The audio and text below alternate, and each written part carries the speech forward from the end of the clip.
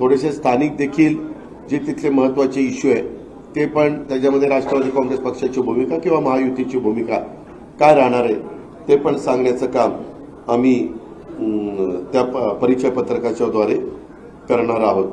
अशा पद्धतीनं आम्ही या निवडणुकीला सामोरं जायचं ठरवलेलं आहे आणि जे कोणी स्टार प्रचारक असतात त्यांच्याही याद्या आम्ही एकत्र बसून भाजपची कोण त्याच्यामध्ये असावे, राष्ट्रवादीचे कोण असावे आणि हे जे शिवसेनेचे कोण असावे आणि इतर आमचे घटक पक्ष आहेत, मित्र पक्ष आहेत, रासप आणि बाकीचे सगळे त्यांचे कोण असावे त्याही बद्दल आमची चर्चा 2 दिवसापूर्वी वर्षा बंगल्यावर झाली आहे आणि ते पण आम्ही त्याला अंतिम स्वरूप दिलेलं आहे।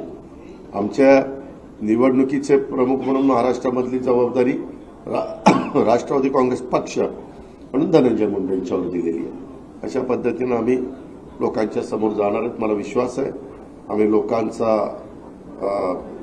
कोणत्या कारणाकरता आम्ही महायुतीच्या उमेदवाराच्या वतीनं लोकांच्या समोर जातो। नरेंद्र मोदींना तिसऱ्यांदा पंतप्रधान करण्याच्या करता महाराष्ट्र पण कुठं मागू राहू नये अशा प्रकारची आमची सगळ्यांची भूमिका राहील आणि ते आम्ही आमच्या मतदारांना पटवून देण्याचं काम करू।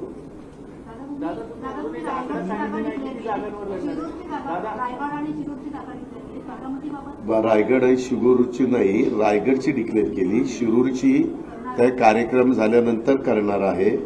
जरा बारामतीचा सस्पेन्स ठेवतो ना, कारण तुम्ही सारखं काही पण आम्हाला पण मलाही ऐकायला बरं वाटतं, अरे वा हे आता नाव आलं का, अरे वा आता हे नाव आलं का, त्याच्यामुळे तुम्ही काळजी करू नका।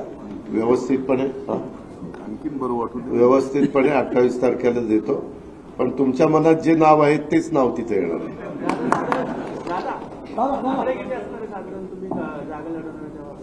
मी आम्हाला काही असं म्हणजे कोण समजतं, मी इतकं स्वच्छ सांगितलं 99% आमचा निर्णय झालेला आहे।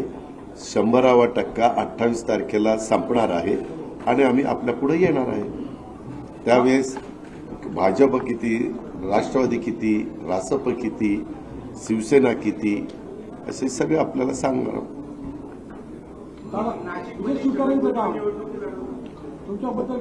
त्याच्यामध्ये प्रत्येकाला लोकशाहीमध्ये आपलं आपलं मत मांडण्याचा अधिकार आहे, बोलण्याचा अधिकार आहे, तो संविधानाने आपल्याला दिलेला आहे आणि त्याच्या संदर्भामध्ये मला एकनाथराव आणि स्वतः देवेंद्रजी म्हणाले की आपण त्याबद्दलचा जो काही निर्णय आहे तो 28 तारखेला घेऊ। काही नाही, तुम्ही पण मला काही बोला, माझं काही ऑब्जेक्शन नाही। माझी भूमिका विकास आणि आज देश प्रगतीपथावर पुढे चाललेला आहे। आज जगामध्ये देशाचं नाव निश्चितपणे आपलं वाढतंय।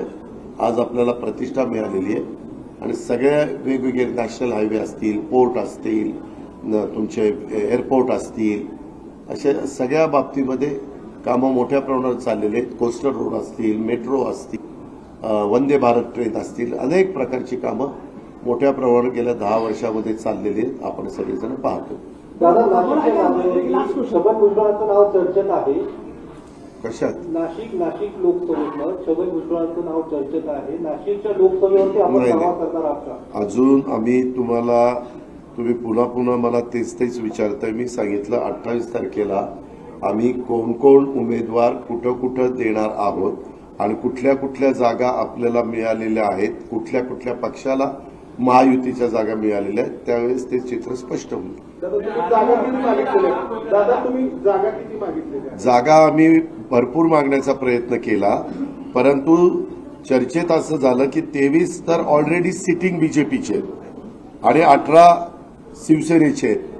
त्याच्यातले काही उद्धवजींच्या बरोबर आहेत, काही आता उभाटाकडे आहेत, परंतु अशा प्रकारचं चित्र तिथं मांडलं गेलं आणि त्याच्यातून म्हणजे जवळपास 41 जागा तर ह्याच होतात, परंतु तरी देखील व्यवस्थितपणे आमच्या कार्यकर्त्यांचं समाधान होईल अशा पद्धतीने जागा आम्ही मागितलेल्या आहेत। दादा, तुम्ही सातारची जागा मागणार आहात का? कारण उद्या उदयनराजे भोसले भाजपचे उमेदवार। तुम्ही मला गंमत कळत नाही, मी इतकं तुम्हाला स्पष्ट सांगतो की मी 28 तारखेला संपूर्णपणे तिन्ही पक्ष आणि मित्र पक्षांच्या उमेदवार जागांच्या संदर्भात आम्ही तिघं एकत्रपणे प्रेस घेऊन तुम्हाला सांगणार आहे, तरी तुम्ही मला वेगवेगळ्या पद्धतीचे प्रश्न जागा अजून जाहीर झालेली नाही का? त्याच्यामध्ये मग जाहीर ते 28ला होईल ना बाबा. दम काढ ना, इतका दम काढला. त्याला उदयनराजे दम काढत नाहीये ते हे हो का, त्याच्या त्यांना भारतीय जनता पक्षाचे नेते समजून सांगण्याचं काम करतील. दादा ऐका ना, माधव जानकरांनी युटर्न मारला. हा, माधव जानकरांनी कसं काय युटर्न मारला? पवार साहेबांना युटर्न कधी मारला? शरद पवार साहेबांना भेटले होते, मारामधनं लढवलं. लोकशाहीमध्ये कुणाला भेटायला काही अडचण आहे का? उद्याच्याला कोण कुणाला भेटला, आम्ही पण कुणाला भेटलो म्हणजे काय आम्ही गेलो का? नाही, ते पवार साहेबांनी सांगितलं होतं माडा त्यांना देणार म्हणून. मग त्यांना कुणी सांगितलं होतं? अजितनं नव्हतं सांगितलं. ज्यांनी सांगितलं त्यांना विचारा. दादा महायुतीमध्ये नवीन हा, दादा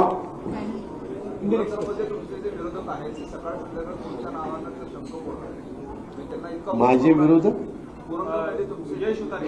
मी मगाशी तुम्ही रिपीट का करता? मी मगाशी त्यांच्या प्रश्नाला काय उत्तर दिलं? मला त्याच्याबद्दल कुठली कॉमेंट्स, त्या वक्तव्याबद्दल कुठली कॉमेंट्स करायची नाही. काय कॉमेंट्स करायचे तो तर माझा अधिकार आहे. No comments. दादा दोन प्रश्न. एक तर महायुतीमध्ये नवीन मित्र घेण्याबाबत, म्हणजे आता काही वेळा गोगावले जे आहेत त्यांनी असं स्टेटमेंट केले की राष्ट्रवादीला सोबत घेण्याची आवश्यकता नव्हती, म्हणजे आधीच लोक असताना. आणि तिसरं म्हणजे मनसेला घेण्याबाबत गोगावले हो का, खाली कार्यकर्ते प्रत्येकजण आपली आपली मतं मांडतात. हे निर्णय होतात ते वरिष्ठ पातळीवर होतात. आता प्रत्येक पक्षामध्ये असंख्य कार्यकर्ते असतात, त्या प्रत्येकाची मतं वेगवेगळी असू शकतात. मतांतर असू शकतं, वेगवेगळ्या विचारधारा असू शकतात. माझ्या माहितीप्रमाणे मला जे अवगत आहे त्यामध्ये आम्ही काही प्रमुख लोक राष्ट्रवादीचे, शिवसेनेचे प्रमुख म्हणून एकनाथराव शिंदे आणि भाजपचे प्रमुख म्हणून देवेंद्रजी असतील, अमितभाई असतील, नरेंद्र मोदी साहेब असतील, नड्डा साहेब असतील, हे निर्णय घेतात. आता ह्याच्यापेक्षा आणखीन कुणाला निर्णय घ्यायचा अधिकार असेल तर माझ्या ज्ञानामध्ये भर घाला. मी जरूर आपल्या सूचनेचा आदर करीन. आणि रासपचे नेते म्हणजे प्रमुख म्हणून आपले महादेवराव जानकर. समजलं? शिरूरचा उमेदवार निवडायला उशीर लागला का? नाही लागला. 3 महिन्यापूर्वी तुम्ही चॅलेंज दिलं होतं अमोल कोल्हेंना, आणि 3 महिन्यानंतर तुम्हाला उमेदवार त्या ठिकाणी म्हणाला. असं नाही रे बाबा. त्यामध्ये मी जसं मागच्या वेळेस 5 वर्षापूर्वी फार विचार करून तिथं उमेदवार शोधून काढला होता ना? नव्हता काढला. अमोल कोल्हेंना मीच माझ्या घरी बोलवलं होतं प्रेमकोटला. तिथून हे विरोधी पक्ष नेत्यांच्या घरी देऊन प्रेस घेतली, सांगितलं आणि तो उमेदवार त्या ठिकाणी दिला. त्यावेळेस तर आमच्याकडे इतर वेगवेगळ्या मान्यवरांनी मागणी केलेली होती. हे आपल्याला ज्ञात असेल. त्या पद्धतीनं निवडणुका ह्या जिंकण्याकरता लढायच्या असतात, लढायच्या म्हणून लढायच्या नसतात. आणि त्याच्यामुळं तो मतदारसंघामध्ये येणारे 6 विधानसभा मतदारसंघ, त्या मतदारसंघात ज्याला जागा जाणार आहे त्या पक्षाच्या कार्यकर्त्यांना विश्वासात घेणं, तिथल्या आमदारांना विश्वासात घेणं, तिथले तालुका अध्यक्ष असतील, इतर प्रमुख घटक असतील त्यांना विश्वासात घेणं, ह्या सगळ्या गोष्टी आम्ही 2-3 दिवसापूर्वी पार पाडल्या. तुम्ही बघितलं असेल, दिलीप वळसे पाटील साहेब, मी आणि आमचे काही सहकारी हे आपल्या खेडमध्ये येऊन आम्ही 5 मतदारसंघात कव्हर केलेले होते. आम्ही महेश लांडगे साहेब भोसरीचं प्रतिनिधित्व करतात, त्यांनाही विचारलेलं होतं त्यांचं मत काय, विलास लांडेंना विचारलेलं होतं, अजित गव्हाणेंना विचारलेलं होतं. लोकशाहीमध्ये साधारण आपण ज्यावेळेस भूमिका घेतो त्यावेळेस जास्तीत जास्त लोकांना विश्वासात घेऊन पुढे जाण्याचा प्रयत्न करतो. आणि त्या पद्धतीनं मी आणि माझ्या सगळ्या सहकाऱ्यांनी तसा प्रयत्न केला आणि तशा प्रकारे आता आम्ही पुढे चाललेलो आहे. आपण आमची काळजी करू नका. आम्हाला फक्त शुभेच्छा दिल्या तर धन्यवाद. नमस्कार. आपल्या सर्वांचे मनस्वी राष्ट्रवादी काँग्रेस पक्षाच्या वतीनं आभार व्यक्त करतो. सर्व पत्रकार बंधू भगिनींचे मी मनापासून या ठिकाणी आभार व्यक्त करतो. धन्यवाद.